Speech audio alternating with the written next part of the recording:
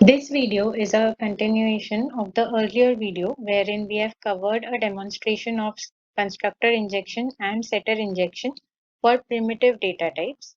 Now, in this video, we will be seeing a demonstration of how we can use setter injection and constructor injection for referenced type.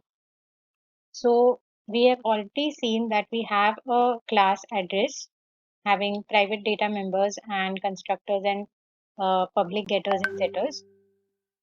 Similarly, we have created another class student, but this student class has some data members which are of some other user defined type. So here we have address, which is ADDR. This is of type address, the same class that we just saw. And as we had seen, we have public constructors and public getters and setters for all members of this class. Now, when we are creating a bean of type student in the beans.xml, so we will first write a bean tag.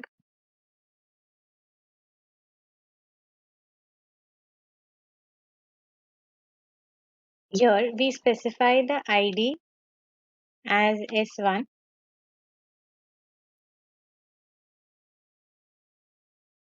Class will be SPR demo, which is the package name, dot student. And first we'll see how we can set these properties using the setter. So using the property tag.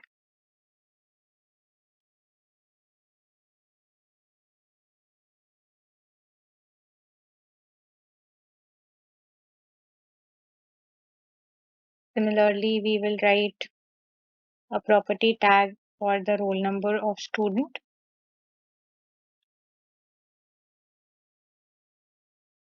Now, when we write the property tag for the address of the student, so for this we will need uh, the reference of an address. So the name is ADDR, and now instead of the value, we will be using an attribute called ref.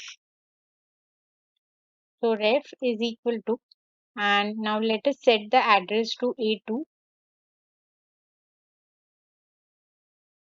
So what we have specified here is that ADDR is a reference, and that reference is the same which is denoted by the ID A2, the bean A2.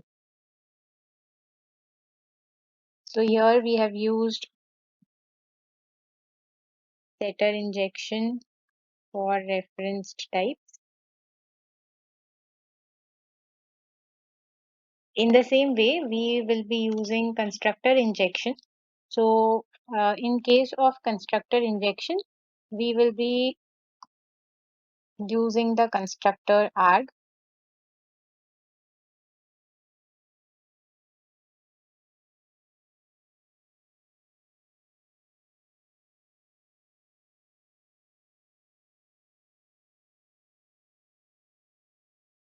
So here in the constructor, one more thing to note is that when we are passing these values in the constructor arg, so it is by default treated as string.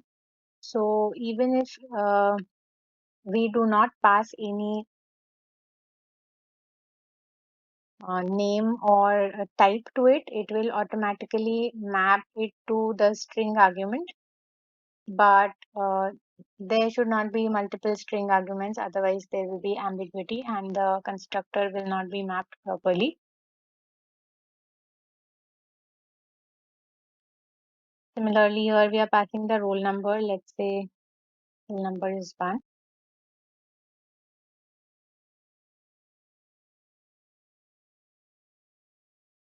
And for the address, we want to pass a reference. So we can either pass A2, or we also have another bean here.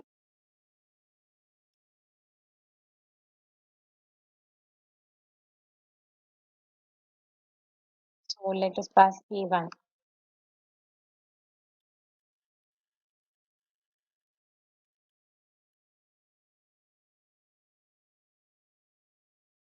In the spring demo.java file, so here we are accessing the beans.xml, which is our application context, and we are getting the beans. So for that,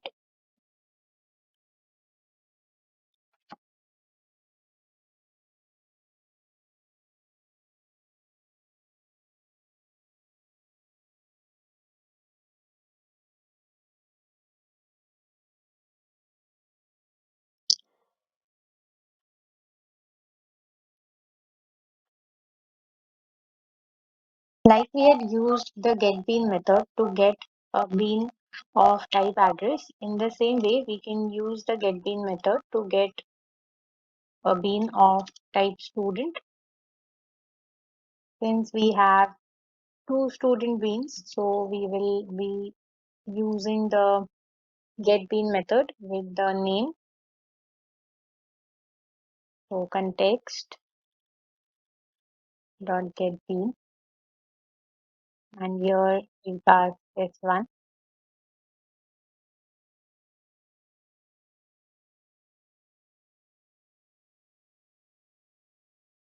In the same way, we will see if the other student, the bean S2, is initialized properly.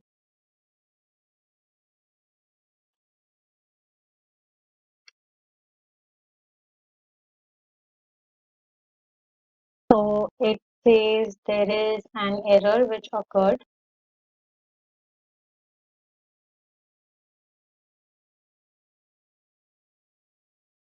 So the error is that the bean name S1 is already used. So maybe we forgot to uh, change the name of the bean.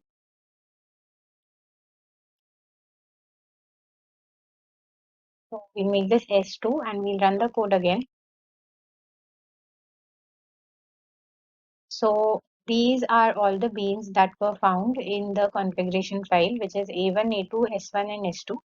And then we are simply getting those beans. So this is address A1, this is address A2, and then we have student.